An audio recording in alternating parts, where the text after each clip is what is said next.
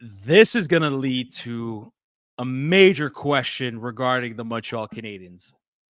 So it's out there that now that Martin Necas, I can't pronounce his name, Martin Necas, RFA, Carolina will not be able to sign him, and they're looking to trade him. This guy is potentially an 80-point player. He's kind of like a lesser Mitch Marner, in my opinion.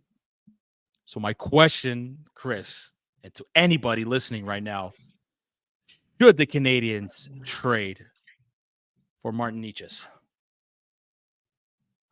I think, my God, I'm sorry, fans, in advance for anybody who's listening, but I think I'm going to give a boring answer. You have to, like, get informed on the price. The one thing, like, that I'm hopeful is that if they know that they can't re-sign him, then what the hell? Like, you're not in a place of power to be bargaining and getting a better deal if you're Carolina. So if Carolina has to give him up for less than he's worth, I think you should trade. Like, I think there's reason to go and push for a trade for him.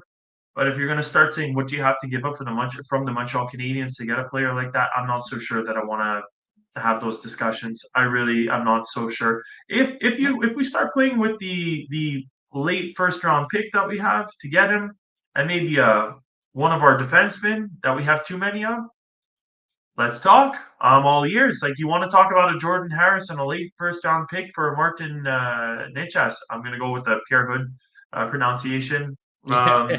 But if that's what it's gonna take, like, yeah, okay, I'm listening. I'm listening. I definitely inquire about that. But if it's gonna start being like a first round pick, a top prospect, get the fuck out. Like, get the fuck out of here. Sorry. I mean, look, a right winger, 6'2", with speed.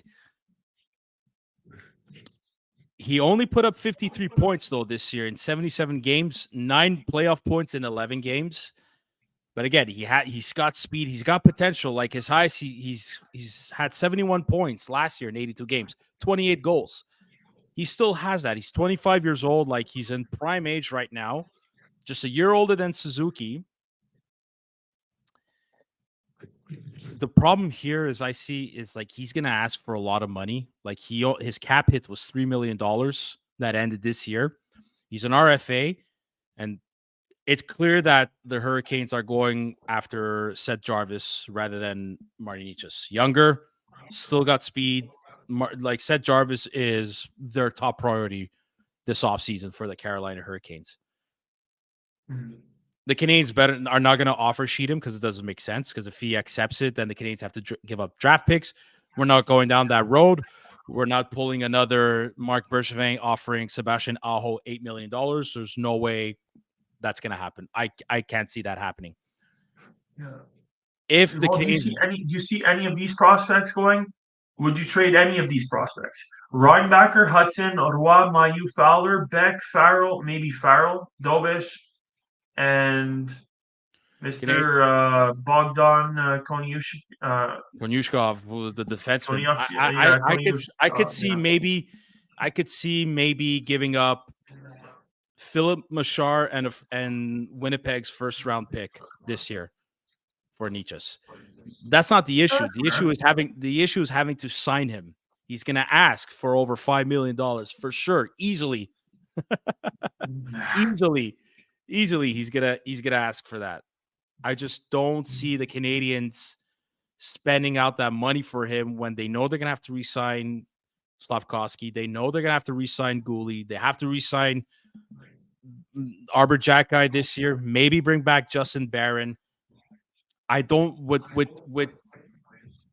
the contracts of Gallagher, Anderson. There's still Armia contract, still Dvorak contract, still Price's contract. Even if he's on LTIR, I don't see the Canadiens having the funds to get this guy. I Yeah. could see them having assets to trade for him, but I don't see them having the funds for him. And I could be wrong.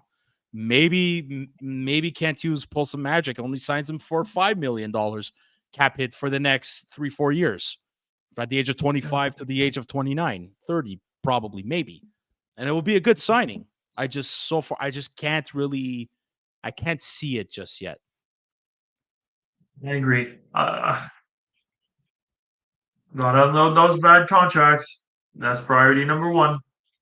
That's So yeah. I think you know what for another a discussion to be had at another point in time. But for now, I just don't see it happening.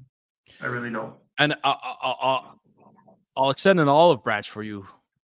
What if the Canadians do draft Caden Lidstrom? Oh, I I'd Eventually, be you're gonna have very to pay happy. eventually, you're gonna have to pay him too, right? Yeah, As a 5th overall pick, if he's still available. yeah. Like Um, he's gonna be ready for the pros, not this year, not in at the 2025-2026 season. He's going pro. Whether it's Laval or the Canadians, if he gets yeah, picked, obviously, he's going pro. And yeah, in 2 years after that, you're gonna have to sign him. Because for sure, yeah. whoever drafts him, let's say it's the Canadians right now, they're gonna sign him to an entry-level deal. It's gonna be a slide. He's gonna go play one more year junior, go dominate, stay healthy, which is the important part. Bring your team to the playoffs, fucking destroy everybody, and then you come play pro. He's That's a fair trail. I think that's a realistic trail that the kid can follow to actually make it to the or path that he could be following to get into the NHL. I think that's beyond feasible, and so I also like it's hard. I'm daydreaming of having Lindstrom on our team. man. Oh, But please. going back to the initial question, even if they were to draft somebody like Lindstrom, like I would take a Martin Necas on the team any day of the week. Like that's a huge addition. Mm-hmm. And I would absolutely love, especially after everything that happened with KK, I would absolutely love to be able to pick off that guy as though it was nothing. But You know fuck, what would be great?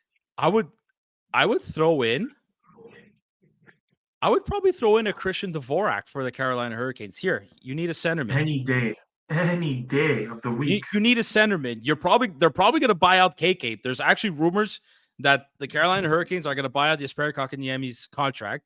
Hey, give them Christian Dvorak, who's got 1 year left, a guy that could kill penalties. Even if you give him a fourth line role, he could win faceoffs at important parts of the game, or you give him a third line.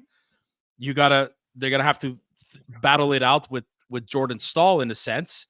Here, hold on a sec. Let me go see what were the line combos. But I mean, yeah, like it's. I don't know if they bring back Kuznetsov, Sebastian Aho's your number one, Jordan Stahl, does Jack Drury, maybe.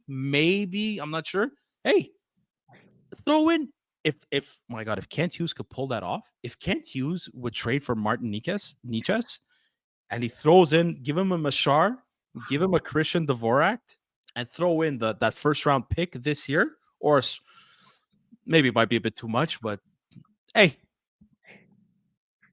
and you If it's sign Dvorak in the first round pick, and you keep Machar any day of the week, any day of any the day of week. the week. Would Carolina do that? I'm not. Oh well, maybe they. I mean, they get that first round pick. They get to yeah, maybe. Oh, I don't know. It's tough. I think Machar could actually be a genuinely good player. I don't think he.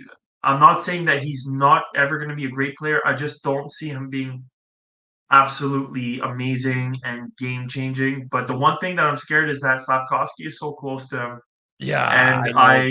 There's lots of it's just personal like that's ties the in this one team. guy that I know I don't. there's lots of personal ties in this team. There's fucking Slavkovsky with Mashar, Kent Hughes with Jordan Harris.